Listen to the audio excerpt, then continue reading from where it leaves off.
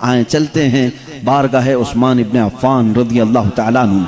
یہ وہ خلیفہ راشد ہیں کہ آپ خود اپنے طور پر اعلان فرماتے تھے کہ اے مدینے والو، اسلام میں آنے والوں میں چوتھے نمبر پر میں اسلام قبول کر چکا تھا۔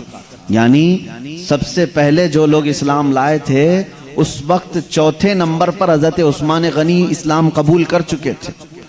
حضرت عثمان غنی رضی اللہ تعالیٰ عنہ اتنے شروع میں اسلام لائے، اور وہ بھی اسلام کیسے لائے؟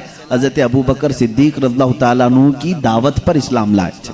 آپ بڑے شریف النفس تھے، طبیعت کے بہت شریف تھے، اس وقت بھی آپ بڑے مالدار تھے جب آپ اسلام نہیں لائے تھے۔ آپ کا خاندان رسول کریم صلی اللہ تعالیٰ علیہ وسلم کے خاندان سے ملتا ہے۔ آپ حضور صلی اللہ تعالیٰ علیہ وسلم کی سگی پھوپھی کے نواسے بھی تھے۔ حضرت سیدنا عثمان غنی رضی اللہ تعالیٰ عنہ کے ساتھ حضور صلی اللہ علیہ وسلم کے کئی رشتے ہیں۔ باپ کی طرف سے عبد مناف میں جا کر کے حضور کا سلسلہ ان سے مل جاتا ہے، اور ماں کی طرف سے ان کی ماں حضرت حضور صلی اللہ علیہ وسلم کی سگی پھوپھی کی بیٹی تھیں۔ اور تیسرا رشتہ یہ ہے کہ حضور اکرم صلی اللہ علیہ وسلم نے ایک نہیں دو بیٹیاں ان کے نکاح میں بھی دی تھیں۔ ان کا ایک لقب ہے معلوم ہے، ذو النورین۔ آپ کہیں شبہ میں نہ پڑ جائیں کہ دو بیٹیاں دو بہنیں ایک نکاح میں کیسے آ گئیں، ایسے نہیں ہے۔ پہلے رسول کریم صلی اللہ علیہ وسلم نے اپنی صاحبزادی حضرت رقیہ کا نکاح حضرت عثمان سے کیا۔ حضرت رقیہ رضی اللہ تعالیٰ عنہ کے ساتھ نکاح ہونے کے بعد وہ بیمار ہوئیں۔ جنگ بدر کے موقع پر حضرت عثمان غنی رضی اللہ تعالیٰ عنہ بدر میں شریک نہیں تھے، مدینے میں ہی رہے، اور اسی وقت حضرت رقیہ کا انتقال ہو چکا تھا۔ جب میرے آقا صلی اللہ علیہ وسلم جنگ بدر میں تھے، واپس جب تشریف لائے تو حضرت عثمان غنی کو بڑا مغموم دیکھا، بہت ہی رنجیدہ دیکھا۔ حضور اکرم صلی اللہ علیہ وسلم نے اپنی دوسری بیٹی کو ان کے نکاح میں دیا، وہ تھی حضرت ام کلثوم رضی اللہ تعالیٰ عنہ۔ حضور اکرم صلی اللہ علیہ وسلم کی 4 صاحبزادیاں ہیں۔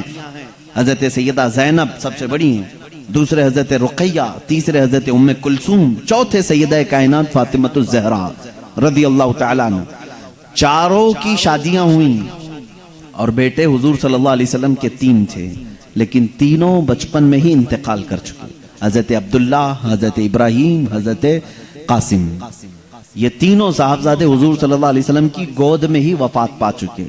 ایک بڑے بزرگ نے مجھے ایک بات فرمائی تھی، جب ہمارے گھر میں بچی کی ولادت ہوئی تھی تو انہوں نے یہ بات فرمائی تھی، حضور اکرم صلی اللہ تعالیٰ علیہ وسلم کو اللہ تعالیٰ نے دونوں نعمتوں سے نوازا تھا، بیٹوں سے بھی اور بیٹیوں سے بھی، لیکن ایک بات سمجھ لو کہ بیٹا ہونا حضور کی سنت ہے، یعنی بیٹے کا باپ ہونا حضور کی سنت ہے، لیکن بیٹی کا باپ ہو کر کے زندگی گزارنا یہ حضور کی سنت ہے۔ یعنی بیٹیاں طویل زندگی تک حضور صلی اللہ علیہ وسلم کے ساتھ رہی۔ عزیزان گرامی، رسول کریم صلی اللہ تعالیٰ علیہ وسلم کی 4 صاحبزادیاں مکمل شادی تک حیات رہیں، اور ان 4 صاحبزادیوں میں سے تقریباً 3 صاحبزادیوں سے اولاد بھی ہوئے، یہ کوئی ذکر نہیں کرتے آج۔ سیدہ کائنات فاطمہ الزہرا رضی اللہ تعالیٰ عنہ کی اولاد سب کو معلوم ہے، حسنین کریمین۔ حضرت فاطمہ کی کتنی اولاد تھی؟ حسن اور حسین، یہی معلوم ہے نا، بلکہ ان کی اور بھی اولاد تھی۔ حضرت زینب بھی تھی، حضرت محسن بھی تھے، 3 بیٹے تھے، اور بھی اولاد حضرت فاطمہ کی تھی۔ یہ المیہ ہے ہمارے ساتھ کہ کہیں نہ کہیں ان شیعہ لوگوں نے ورغلا کر کے باقی سب کو چھپا دیا۔ حضور صلی اللہ تعالیٰ علیہ وسلم کی بڑی بیٹی حضرت زینب، ان سے بھی ایک بیٹی تھی امیمہ، یا اور ایک جگہ امامہ ہے۔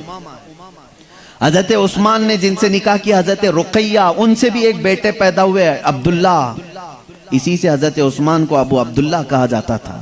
یعنی رسول کریم صلی اللہ علیہ وسلم کے نواسے اور بھی تھے، لیکن وہ بچپن میں انتقال کر گئے۔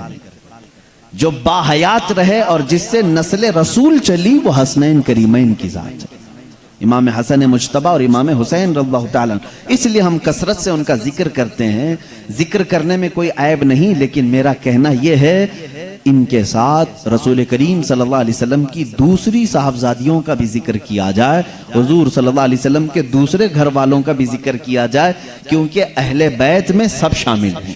میرے آقا صلی اللہ علیہ وسلم کا پورا گھرانہ اہل بیت ہے۔